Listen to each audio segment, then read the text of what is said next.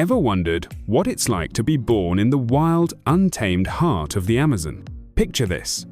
You slide into existence from the warm, protective cocoon of your mother's body, bursting into the thick, humid air of the jungle like a tiny green rocket.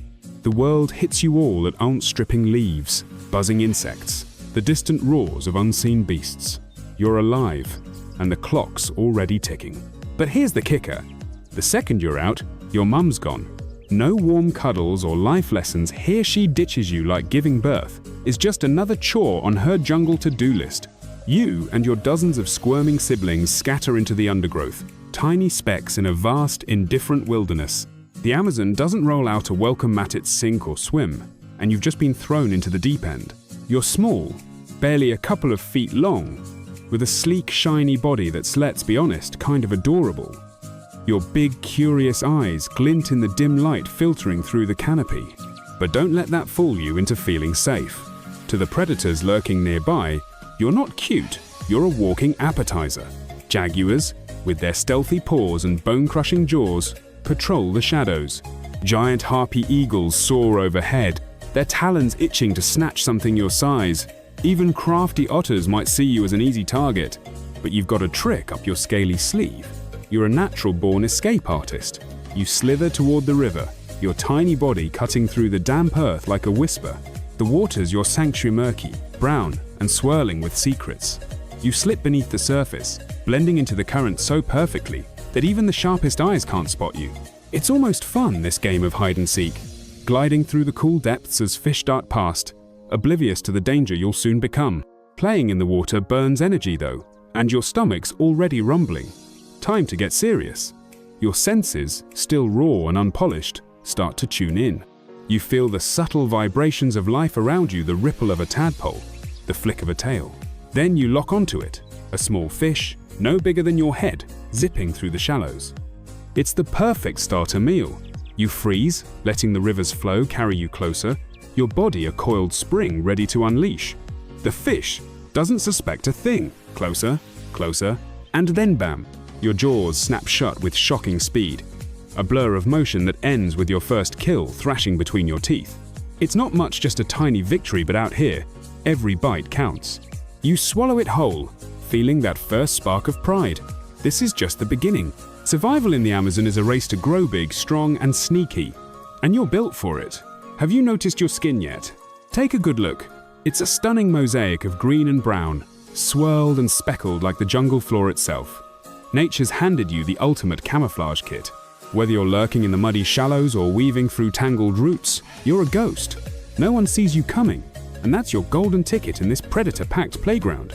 You spend your early days perfecting this art of vanishing, sliding through swamps, hugging the riverbanks, learning every nook and cranny of your watery domain.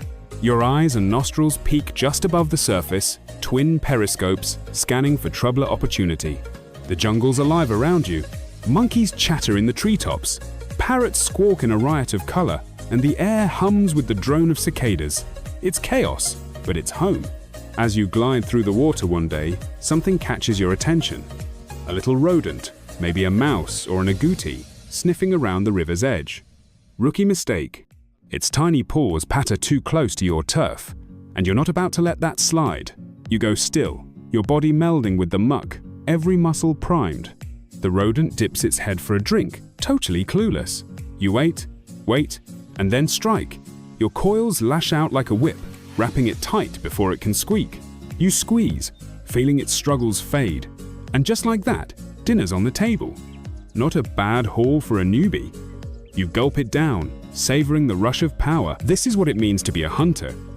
You've officially hit your juvenile phase, and trust me, things are about to get wild. You're growing fast, now stretching longer with every meal. Your body thickening into a lean, mean machine. Those puny fish and frogs you started with? Kid stuff. Your appetite's evolved, and you're ready for a real challenge. Enter the capybara, the world's largest rodent, a hefty, barrel-shaped beast that looks like a guinea pig on steroids. They waddle along the riverbanks munching grass, totally unaware that you're sizing them up like a chef eyeing a prime cut. But here's the catch. You're not the only hunter out here. Jaguars stalk the shadows with their piercing yellow eyes.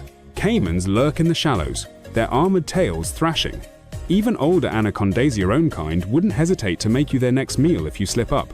You've got to stay sharp, lean on that killer camouflage, and play it smart. One day, you spot something promising. A young caiman basking on the bank, its scaly hide glinting in the sun. It's not huge, probably a juvenile like you, but those teeth and that tail mean business. You're harder whatever passes for IT pumps faster. Do you risk it? This could be your big break. Your first real test as a predator. You weigh your options, the jungle sounds fading into a tense hum. Screw it, let's go for it. You ease into the water, silent as a shadow, your body cutting through the current with surgical precision. The caiman doesn't twitch. You get closer, muscles coiling like a loaded spring. Then, in a flash, you strike your jaws clamp onto its neck, your coils wrap its body, and you thrash it into submission. It fights hard, but you're relentless. After a chaotic tussle, it's over. You did it! Your first big kill, a caiman no less! You drag it under the water, tearing into its tough flesh with a savage grin if snakes could grin. The taste of victory is sweet, and you feel unstoppable. But let's not get ahead of ourselves. Not every hunt's a win. There was that one time with the capybara, man. What a mess.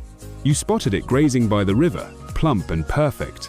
You lunged, coiled, and thought you had it locked. But that sneaky rodent had other plans. It kicked, twisted, and dragged you halfway across the current before slipping free. You flop back into the water, soaked and empty-handed, feeling like the jungle's biggest loser. Good thing no one's got a camera out here and no one saw that epic fail. You shake it off, chalk it up to a learning curve, and keep moving. Every miss makes you hungrier, sharper, better. With every meal, you grow. Your body's a marvel no longer, thicker, packed with muscle. The jungle doesn't feel like such a scary maze anymore.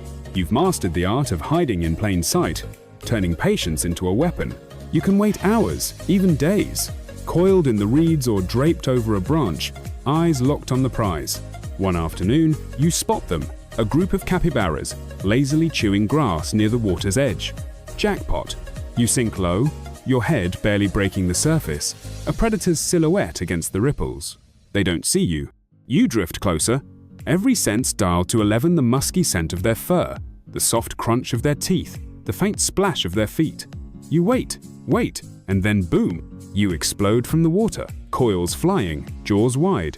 One's caught in your grip before it can blink, the others scatter, squealing, but you don't care, you've got your prize. You squeeze, swallow, and bask in the glow of another win. Hey, if you're hooked on this wild journey, smash that like button and subscribe for more epic tales from the wild. We're just getting started, stick around for the real action. Months roll by, and you're a pro at this game. Your sense of smell cuts through the jungle's chaos like a laser, picking up prey trails even in the densest thickets. Your body's a powerhouse spear, rippling muscle that glides with deadly grace. You're not just a juvenile anymore, adulthood's knocking. At over 15 feet long and still stretching, you're a force to be reckoned with. Smaller critters don't even register now, you're after the big leagues. Deer with their nimble legs, wild pigs with their bristly hides, even caimans that dare to test your turf. The jungle's your buffet, and you're ready to feast. But it's getting crowded out here. Too many predators, too little space. You need a territory to call your own a prime spot to hunt, rest, and rule. You set off, slithering through the dense maze of vines and roots, crossing rivers that churn with piranhas, climbing over mossy logs that crumble under your weight. The search takes days. You dodge a jaguar's ambush, skirt a rival anaconda's domain, and push deeper into the wild. Finally, you find it. A hidden stretch of river, cradled by towering trees, its banks teeming with life. The air's thick with the scent of prey capybaras, birds, maybe even a tapir if you're lucky. You coil around a tree, rubbing your scent into the bark, staking your claim. This is yours now, your kingdom in the chaos. Life's not just about hunting though. Mating season creeps in, and suddenly it's about legacy. You catch a whiff of something intoxicating a female close by. You track her through the swamp, your body weaving through the mire, heart pounding with instinct. There she is, a massive, stunning anaconda, her scales shimmering like wet emeralds.